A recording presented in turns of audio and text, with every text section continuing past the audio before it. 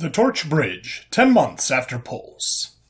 Ship spun down, counterweight locked, crew ready, live streaming to Cordians, cameras rolling, drive locked and loaded, we're as ready as we're gonna get. Any objections? No? Okay. This is your captain speaking, stand by for acceleration. William hit the sequence and the ship lurched. Half a second later, the pusher plate extended to top dead center, and the first nuke of the day went off. A heavily shielded high-speed camera recorded the first few milliseconds of the inferno at 50 million FPS before the sensor was turned to slag. 15 seconds into the acceleration and the whole crew was beginning to feel the effects of prolonged exposure to 4Gs. Every breath was a minor struggle against the intense weight of their own bodies. Each second another 10,000 tons of TNT were burning, like a torch for people to watch on television. 20 seconds in and Kyle's closer drone ran out of fuel. At 30 seconds it was vaporized when it fell past the torch's shadow. 45 seconds in and some of the less active crew were regretting their lifestyles. 15 more nukes to blow. 60 seconds and the pulses stopped. Even the most experienced crew members breathed a little easier as the weight was lifted. Wild ride, eh? We'll take an hour to recover and then repeat the cycle every 10 minutes. If anyone had any problems, head to the med bay. Woo! Yeah, baby! I love this shit! Monica was already out of her seat and walking over to Dave's station. Let's see that slow-mo footage. Dave smiled. Give me a minute to sort through it. The first explosion has like an hour of footage. Kyle's probably already uploading his stuff online. A few minutes later, everyone grouped up to watch the ultra-high-speed footage. Filmed from the side, there was almost nothing. Then, the entire device simultaneously exploded outwards. The cone containing the X-ray absorber expanded upwards until it hit the tungsten liner, where it was then vaporized and accelerated upwards. Switching perspectives to the other drone footage, they could see the blast spherically expanding and quickly cooling off to almost nothing. The farthest drone only picked up the brief flashes of each pulse. After Dave uploaded it, he checked the tube and noticed that the front page was already full of different perspectives of the ship deacceleration burn. A guy called The Manly Rocket Man already posted a video going into great detail about how the ship worked, and another channel devoted to making short animated videos about topics, without any actual research, continued to spout incorrect information. Business as usual. This is the captain. Burn number 2 will be commencing shortly. Please get to your designated acceleration areas and check in. The ship had been flipped nose forward during the break to minimize the chances of damaging the pusher plate. A short pulse of the rocket control system swung the ship back around to the burn position. The crew was ready, and the Orion drive pulsed yet again. Over the course of a little over a week, the ship bled off about 98% of its speed. By the time it reached Saturn, it was traveling at 20 kilometers per second relative to the planet.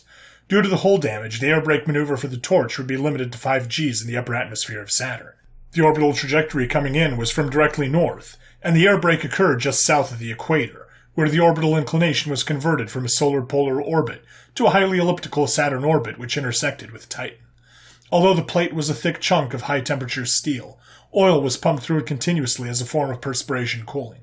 For the air brake maneuver, both radiators were completely furled and stowed. After intersecting Saturn, the Torch was required to burn the Orion drive to catch up to Titan and go straight into a polar orbit without a gravity assist. This was to prevent requiring a large inclination change very close to Titan, due to the inability to use the Orion drive while in low Titan orbit. Jovian Space Control Tower 5, Hub Station, 11 months after pulse. Danielle had been sitting at her station in the control room, directing long-distance traffic as usual, and she got a standard order to utilize 20 heavy laser tugs and 100 lasers for a few hours. That's odd. Who the hell needs that much thrust in a non-emergency situation? Looking at the ship in question, she realized it was the Torch, and it suddenly made more sense.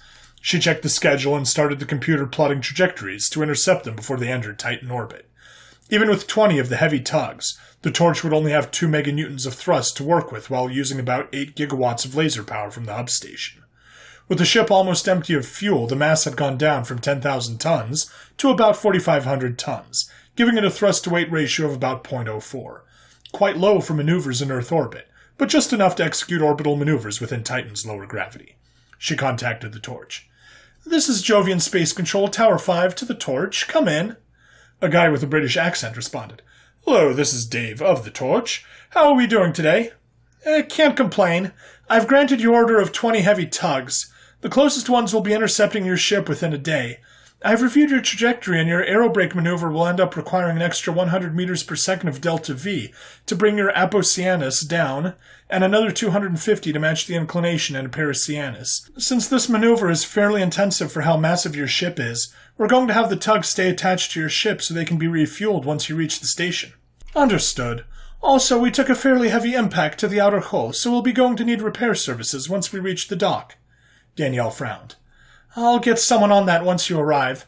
I'm going to plot your flight plan to land you in Heavy Maintenance Bay 5. You'll be able to get repairs, and we'll take the drones off for refueling. Also, Sol Command's shipment of new Orion pulse units has arrived and is waiting for you, so you can refuel right away.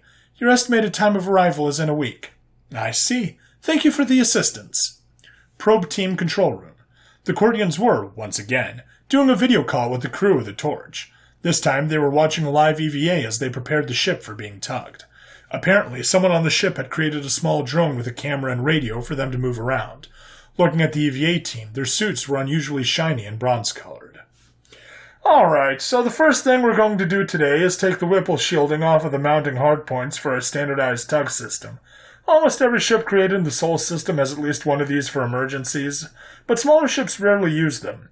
Huge ships can't generally burn their main engines right near a station, so they've got a few of them. We can't even burn our main engine within low orbit, so we've got 20 of these hardpoints in a ring to give us more tugs. Igor was explaining the systems. Katie, Bernard, let's start unlatching the shielding.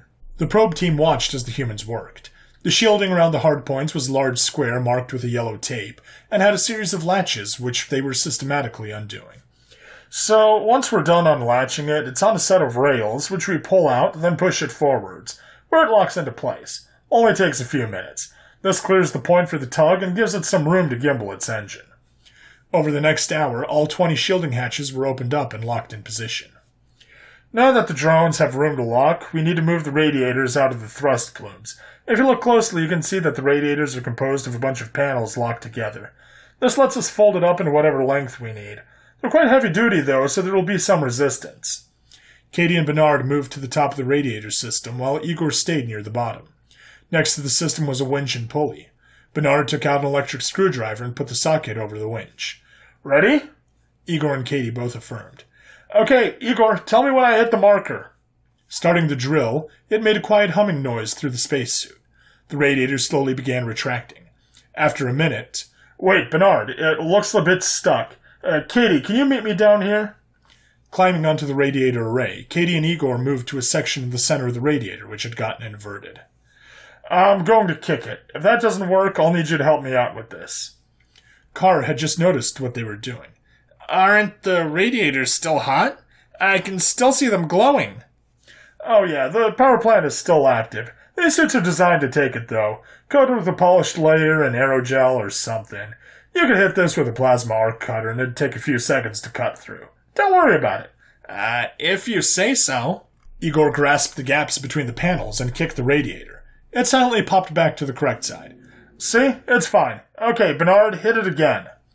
Another minute and the array had reached a point where it would be safe from the tugs. Repeating the procedure on the other side, they breathed some relief at a job well done. Hardpoints exposed, radiators at half-mast, and 20 10-ton blocks of ice coming at us in a brachistochrone trajectory. What could go wrong? Igor, what the shit, man? Carr, Lest, and Matt all jumped back at the sudden outburst. Excuse me, Katie, but why did you get so angry at Ivan? Matt asked. He invoked the god of fucking us over is what he did. You don't say that. Say what? Lest looked at Matt and Carr in confusion. You don't say the words, what could go wrong? Or else everything goes wrong. It's basic common sense. Matt, Carr, and Lest looked at each other. Common sense? Why would simply saying something like that could do any of that? I don't know, but it's just something we never do, Bernard stated. It's tempting fate. Carr watched as Bernard looked at his watch. We're done with this, so let's head to the airlock and wait for the tugs to get here. You're certain? Yes, sir. If I'm going to red light this expedition, I'm going to need more than that. 10 years ago, we, plus all 3 of our extra-iony outposts, began noticing a series of almost undetectable but FTL gravitational shockwaves, indicative of an inefficient warp craft. 2 hours ago, we detected another one, except it was 1 billion times more powerful. I have independent reports from 5 different institutions. Oh, fine. Despite how expensive it's going to be, I'm approving this mission. You do realize the implications? Yes, sir. We are not alone.